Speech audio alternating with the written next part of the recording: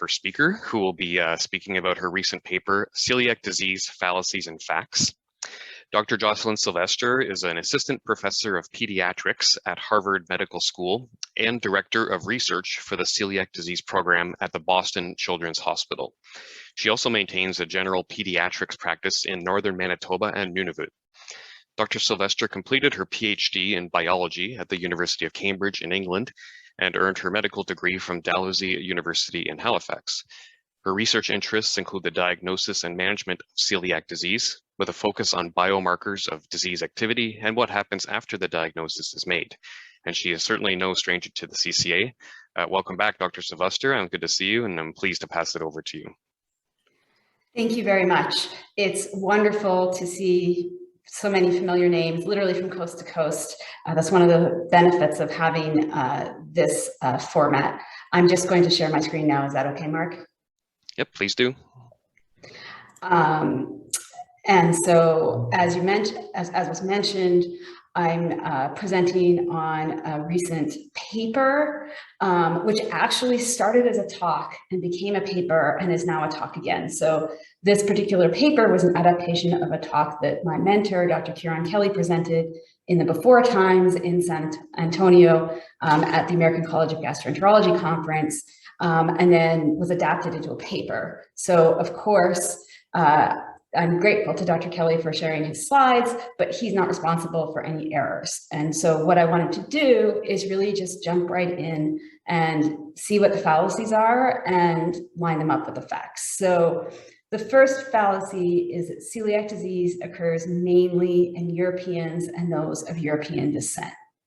And this is a good example of how history, or who tells history and where history comes from, can affect our understanding of the world. And so if we think back of what we know of celiac disease, it's thought that the first description was by Aretaeus of Cappadocia, who was a Greek who was actually in Turkey. And that's where the name celiac disease was eventually derived from. It then fell into obscurity during the Dark Ages. And then in 1888, over in the UK, Dr. Samuel G. Described really modern celiac disease and also recommended a muscle diet, which was the beginning of the understanding that food is important.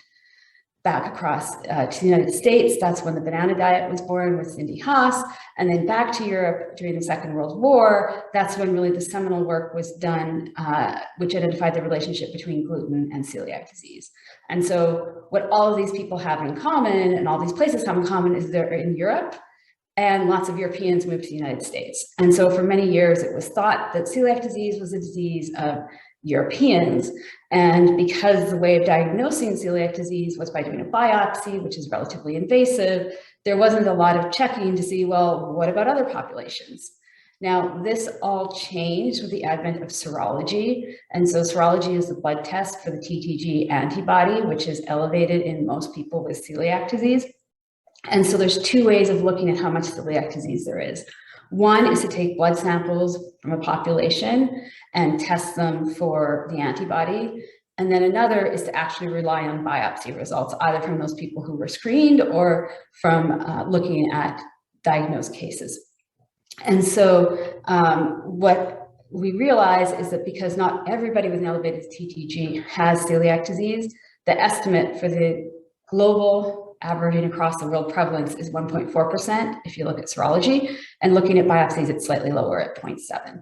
And what's important to note is that the prevalence is really similar no matter where in the world we look. And so you can see these numbers, the percents are the estimate, and then the other numbers in brackets are the ranges.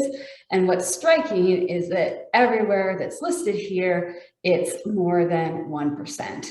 And relatively similar. So we now recognize celiac disease as a global disease. And in fact, I have people from every continent except Antarctica who I treat in my clinic here in Boston. The next fallacy is that individuals with celiac disease are not overweight or obese. And this is a picture, which is actually from the textbook I used to study for my pediatric board exams, which was not super long ago. And even then, this is what we're being taught with celiac disease is young children with failure to thrive who fall off their growth chart. This is actually so-called classical celiac disease. And as we've had these antibody tests and been screening, we've recognized that this is actually, well, classical because that's what we first recognized, not typical. And so most people with celiac disease actually don't present in this way. And in fact, celiac disease comes in all shapes and sizes. And when people have looked at the patients they've diagnosed, it's been striking that about a third are overweight and more than 1 in 20 are obese, even in children. And so it's important when thinking about celiac disease, even though it's thought of as a malabsorptive disorder, not everybody is going to present underweight. Now, of course, what's also important is that hopefully for most people, their life is not going to be with undiagnosed celiac disease, but with diagnosed celiac disease. And so the question is what happens after a gluten-free diet, which brings us to fact 2.1, which is that celiac disease patients, not just the pediatric patients, grow bigger on a gluten-free diet. And so this is data from the clinic over at the Beth Israel here in Boston, where they looked at patients who had measurements from diagnosis and then during follow-up. And the follow-up period was about 3 years. And at diagnosis, about a third had a BMI. BMI stands for body mass index, which is a way of relating the height and weight together. So a higher BMI is somebody who has more weight for their height. And of those, 12% were obese. Now, on a gluten-free diet, people tended to gain weight. So the average looking across the whole group increased, and 24.9 is considered the upper limit of the healthy range for BMI. So after some time on a gluten-free diet, the average celiac is pushing that, which means that many are actually overweight. And in fact, 16% of people who had a normal or low BMI diagnosis became overweight during follow-up. And 1 in 5 patients who were already overweight gained more weight. And so what was really interesting about this study is that one might think that those who are really adherent to gluten-free diet are absorbing better and therefore they're more likely to gain weight. But in fact, that was not what was found. And those who were most likely to gain weight were those who had the poor gluten-free diet adherence. And so what we've learned from this is that following a gluten-free diet and the role of our dietitians is really only very partially about thinking about gluten, and really much more important is making sure that it is a healthy, overall balanced diet, which is one of the very important reasons to keep following up with your dietitian and your celiac disease team. So speaking of a gluten-free diet, another fallacy, which I think many in this group will understand is a fallacy, is that all patients with celiac disease respond to a gluten-free diet. And in fact, many patients with celiac disease do not respond to a gluten-free diet. And there's many ways of looking at this. And we're going to start off by looking at symptoms. And so this is 2 studies, again, from Boston, looking at patients on the left as adults, on the right as children who are diagnosed with celiac disease and followed. And interestingly, in both of these groups of people, there were 15% who had persistent symptoms after 6 months or more on a gluten-free diet. And what's notable is that in both groups, ongoing gluten exposure was the most common cause, but most people had a reason other than ongoing gluten exposure. And also, if you look at the adult group, refractory celiac disease here is defined according to the type of refractory celiac disease that is lymphoma, and that's very rare, which is also important point of this study. And so what we see is that while many people have symptoms, they may not be related to gluten. And so that's a reason to not give up on a gluten-free diet and make sure to follow up. Another way of looking at it is, well, what happens to the villi? Because we define celiac disease based on villous atrophy. And so many patients with celiac disease have persistent villous atrophy. This is a plot looking at a summary study of biopsies from different studies. And the green line is the percent of people who were abnormal when they had the follow-up biopsy. And this is the data from 2000 to 2008, because we know the gluten-free diet is changing, and so it's important to look at more recent studies. You can see that the proportion of people who had persistent villous atrophy increased with age. And also importantly, the proportion decreased with duration of a gluten-free diet. So 1 out of 3 people had a healthy appearing intestine at 2 years, but by 5 years, that increased to 2 out of 3. And so one of the questions is, are all of these people able to eventually get to a healthy intestine? Is it impossible? And what is it that perhaps makes adults take longer? Which are all things that, when we have the facts, we'll be able to share, but active areas of ongoing research, and definitely something that we're much more interested in as we start thinking about treating celiac disease and what's the goal of therapy. And so the next fallacy is related to treatment, and that is that the gluten-free diet is used mainly to treat celiac disease. And as has already been mentioned, that's increasingly not the case. And so if you look, and this is US data, but Canada is similar, the prevalence of celiac disease is about 0.7%, but and most of those people are undiagnosed, and there's many more people who are on a gluten-free diet. And as a result, most people who are eating gluten-free are not doing it for celiac disease, which has important consequences that we probably don't fully understand. Now, the next fallacy is that a clinical response to a gluten-free diet indicates a diagnosis of celiac disease. And this is really important because, particularly before there was serology for screening, and often a celiac disease is, people become more aware of celiac disease, they may do a trial off gluten before seeing their doctor, which is a problem because if everything gets better on a gluten-free diet, it's hard to know if it's celiac disease or not. And so this is a study that really put this idea of so-called non-celiac gluten sensitivity back on the map. And so this phenomenon had been described in the early 80s and then sort of disappeared. And then about a decade ago, Peter Gibson's group in Australia did a really interesting study where they took people who didn't have celiac disease, who were diagnosed with irritable bowel syndrome, and said they responded to a gluten-free diet. And what they did is a double blind, so the people in the trial and the people who were studying the results didn't know who got what, randomized, so they didn't know what order they were getting gluten or gluten-free, re-challenge trial. And so the participants in this trial had all had their symptoms improve on a gluten-free diet and were and continued their regular gluten-free diet through the trial, except they added either 2 slices of bread or 2 muffins. And for one period, they contained gluten, and for the other period, they were gluten-free. And so what this allowed was a comparison of symptoms while on a gluten-free diet and on a gluten-containing diet. And what was noted, as you saw from the headline title of the paper, was that the gluten-free diet reduced symptoms. And interestingly, the symptoms that increased on a gluten-containing diet were pain, bloating, and diarrhea.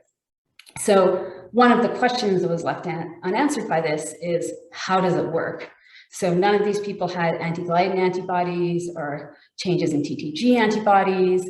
There was no changes in markers of intestinal inflammation, either in the stool or systemic inflammation in the blood, and the leakiness of the intestine didn't change.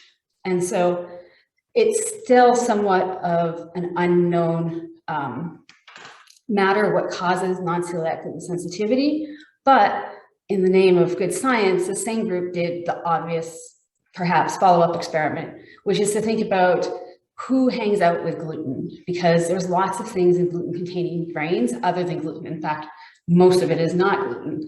And so this time, what they did is a similar experimental design, but everybody was on the gluten-free diet the whole time, and they either got gluten or so-called FODMAPs. And what they found was it was the FODMAPs that were causing the symptoms and not the gluten. And so what are FODMAPs? This is something that's been talked about much more, particularly since these studies. And the idea here is that we digest the food that we eat, but much of the digestion actually happens by our resident bacteria, our microbiome. And so some foods, particularly carbohydrates, can be broken down into compounds that the bacteria are going to cause gas or maybe irritating to the intestine. And so a low FODMAP diet is one approach to treating irritable bowel syndrome. And so to summarize, gluten sensitivity is not necessarily related to gluten, but it's linked with gluten in that a gluten-free diet makes it better. And when we think about trying to diagnose it, it's a diagnosis of exclusion, which means in order to have non-celiac gluten sensitivity, one doesn't have an allergic problem, so there's no allergy to wheat or to gluten, and there's no autoimmune problem, so there's no celiac disease, there's no dermatitis or pediformis. And so what is non-celiac gluten sensitivity? It's harder to know. It's also hard to study because people who feel better on a gluten-free diet don't necessarily want to eat gluten again. And the gold standard for figuring out if somebody has non-celiac gluten sensitivity is, of course, to put them on a gluten-containing diet and take them off like they did in the previous study and see what happens. As well, they should not have had any markers of celiac disease or wheat allergy, and the intestine should look normal. So what does this mean when folks come to clinic and they're already on a gluten-free diet? This is data from adults that again comes from Beth Israel, looking at, is there things you can use in the history in order to help sort out who has celiac disease and who has non-celiac gluten sensitivity? And as it turns out, not surprisingly, celiac serology is helpful. And so those who had ever had a positive celiac serologic marker were much, much more likely to be diagnosed with celiac disease. And it was actually more likely to be diagnosed with celiac disease if you'd had a positive than it was to not be diagnosed with celiac disease if you ever had a negative result. And so another test that can be helpful is genetics, because there is a genetic susceptibility to celiac disease. And so people who carry the DQ2 and DQ8 genes are able to mount an immune response to gluten and have that autoimmune response, which defines celiac disease. And then the most important thing is the tools we have right now. And I know there's already been some questions in the chat about better tools, and where we're at with that is a gluten challenge, which means eating gluten for an extended period of time measured in weeks to months. And so what were the other things that differentiated people with celiac disease from non-celiac gluten sensitivity? This is a table where the first column is celiac disease. The second column is non-celiac gluten sensitivity. And then on the right is a p-value, which is a statistical way of assessing, is that difference something that's meaningful, or could that just arise from chance? So the lower this number is, the less likely it is to see that big of a difference. So the age is different, partly because of the number of people. There's similar people, female in both groups. And the things that really stood out were having a nutrient deficiency and having so-called typical symptoms of celiac disease, diarrhea and weight loss. And the nutrient deficiency is probably related again to the mechanism of celiac disease and malabsorption, which hasn't been demonstrated in non-celiac sensitivity. So I think the most important fallacy, and the one that we'll spend the most time on, is that a gluten-free diet has solved the problem of celiac disease. And this is a problem, this fallacy is a problem for many reasons. And I think perhaps most of all, other than being false, is that it's really stifled any efforts to have a treatment other than a gluten-free diet for celiac disease. So I think we've already talked about the fact that those with celiac disease don't necessarily have healing on a gluten-free diet, but how do they actually function? And how does it affect them in terms of everyday life? And so in the beginning, we talked about advances of celiac disease, and this is actually an image from Wilhelm Dickey's thesis looking at the effect of a gluten-free diet. And so here we have a growth chart for a child. On the up and down is height, and on the bottom is age. So as the child gets older, they get taller. And what happened here was the child was diagnosed with celiac disease, a so-called classical presentation at about 1 year of age, and was admitted and put on a gluten-free diet, and lo and behold, they grew. They were discharged and growth faltered again, readmitted, and that pattern continued, and then they kept the patient in hospital but sent them to school and they stopped growing. And I think what this shows is that a gluten-free diet is difficult to sustain in the real world, which has important consequences for people who are trying to follow a gluten-free diet. So this is data from the last Canadian Celiac Health Survey. As you heard earlier, there's going to be another one. When it comes in your inbox or your mailbox, please fill it out because your experiences are important, and as you see, help us conceptualize celiac disease. This is data from the children who were in the last Canadian Celiac Health Survey, and parents were asked about different behaviors that they had adopted because of a gluten-free diet. And what you could see is that most avoided restaurants most of the time, and either most of the time or some of the time were angry about a gluten-free diet, felt different, or felt left out. And I think this is the impact of a gluten-free diet that is the real world impact that we don't necessarily see when we see patients in clinic. And the situation is similar for adults. So here we see a survey that was done of patients in Boston and Beth Israel, and patients with different diseases were sent a survey and asked about how hard it is to manage their disease. And what you can see is celiac disease was the second highest on this plot. Having a higher bar is having more burden for treatment. And so the only thing that was higher than celiac disease was end-stage renal disease, and these were patients on dialysis, which involves regular trips to the hospital for extended periods or home treatments on a nightly basis. And so it shows us that celiac disease has a high burden and was higher than the type 1 diabetics on insulin, which is what our patients who have both diagnoses tell us, is that if they could give one up, most would give away their celiac disease and keep the diabetes. So the next fallacy is that most patients with known celiac disease follow a gluten-free diet.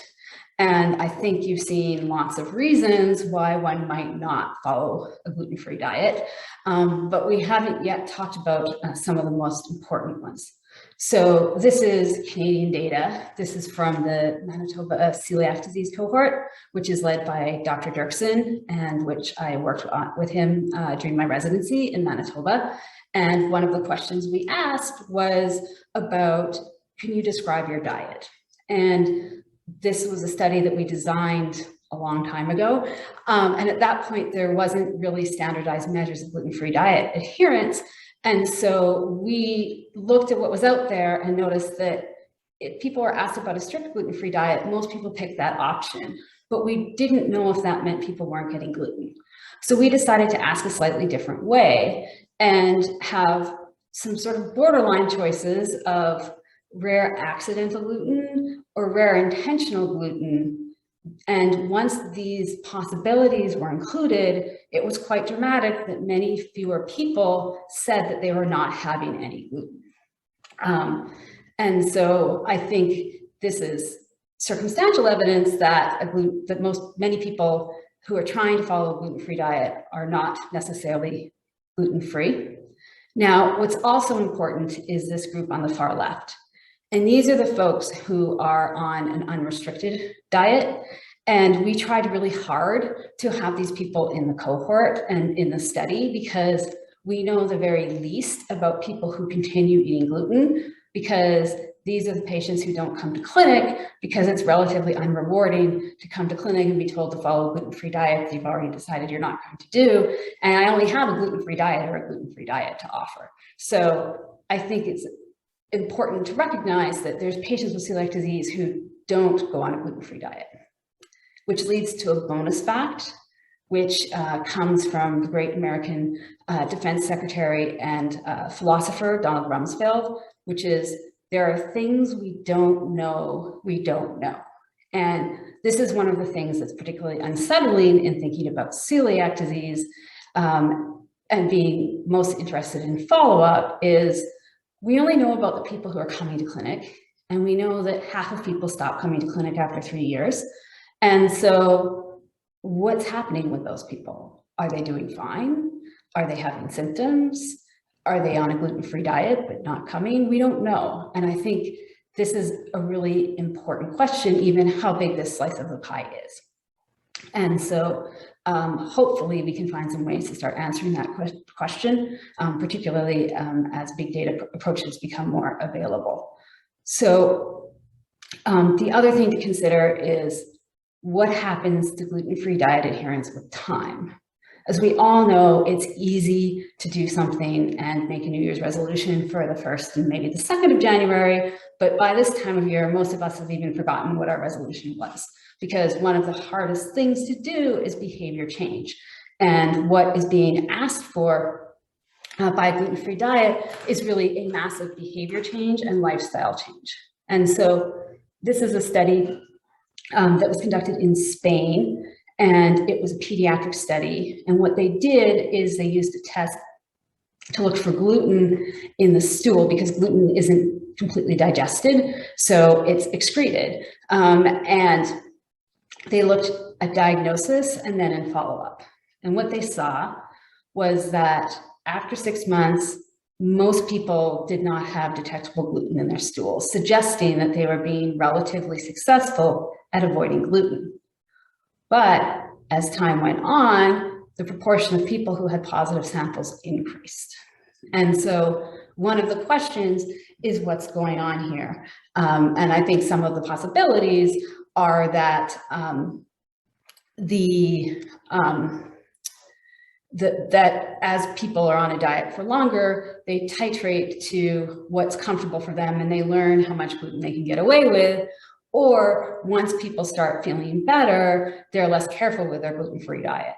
But definitely it appears that over time, and this is 2 years, which is not a ton of time in the scope of a lifetime, people become less strict with their gluten-free diet.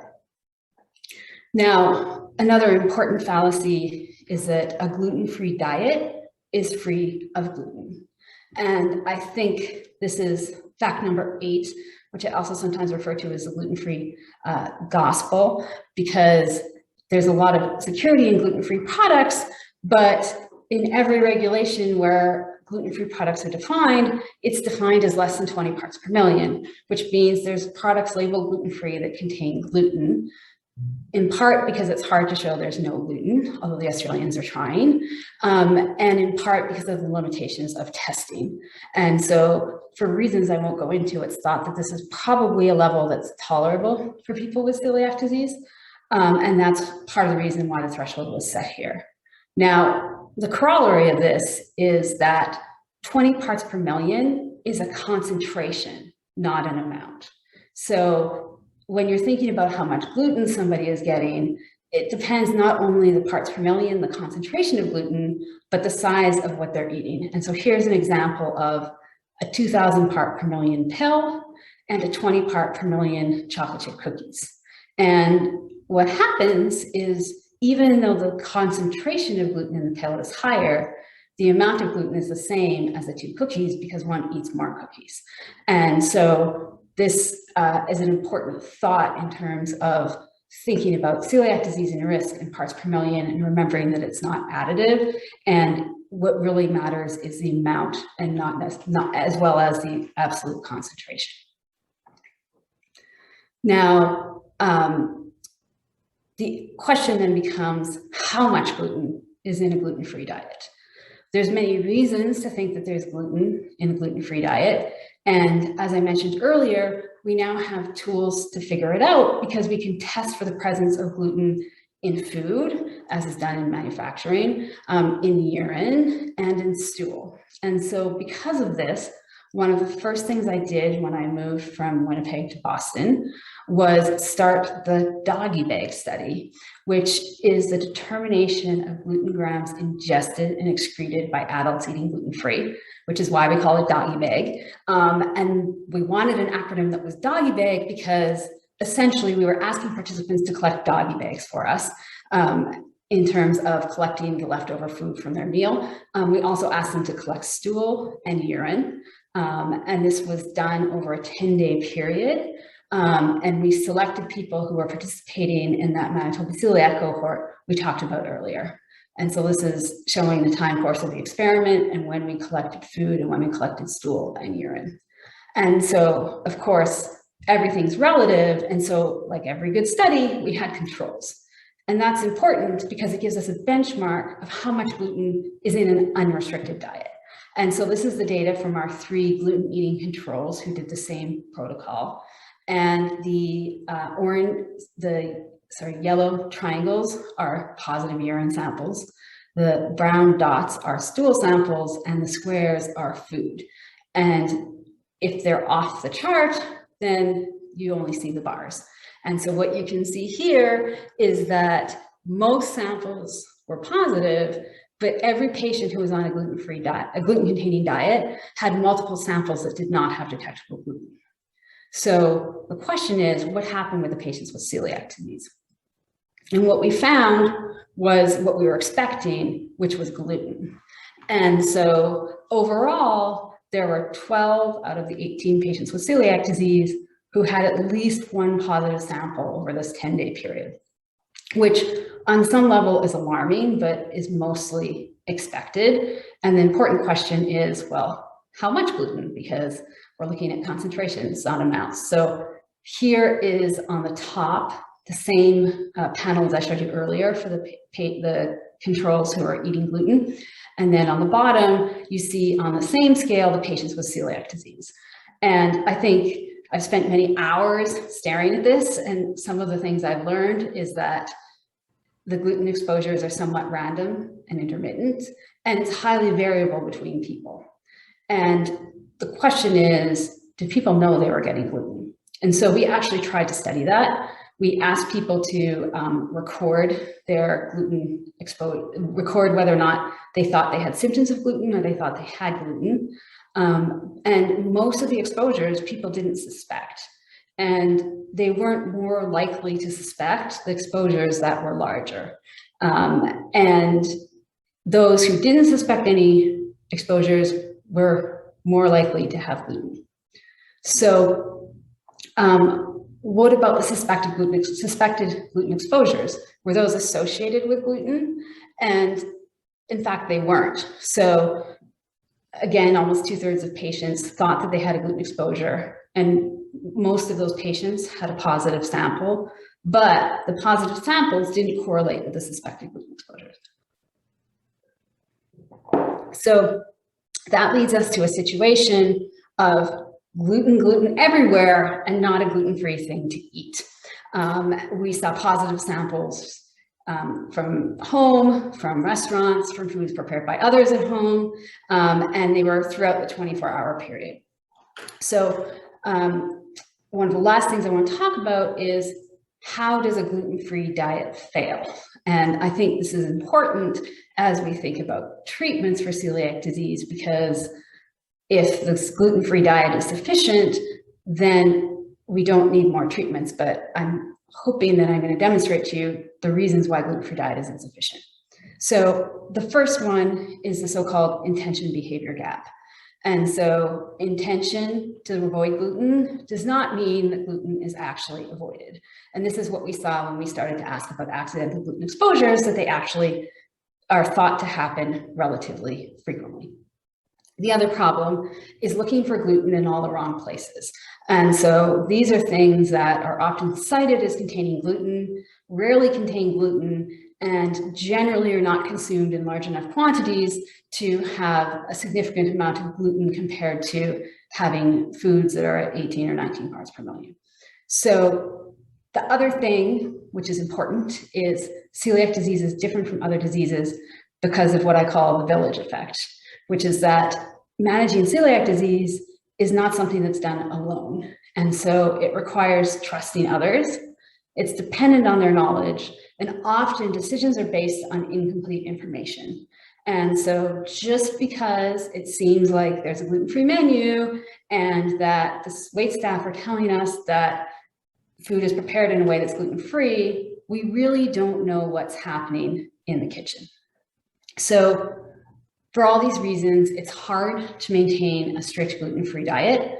And one that we don't talk about much is actually people who are illiterate and have trouble reading labels, and also those who struggle with the expense. And so recently we decided to have a look at this.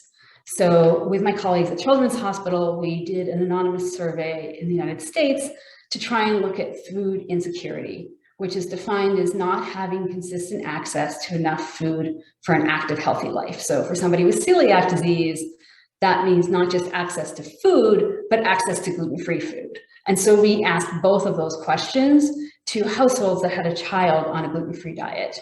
And we sent this survey around in spring 2021. So we asked about before and after the pandemic. One thing we asked about was just availability of food in general.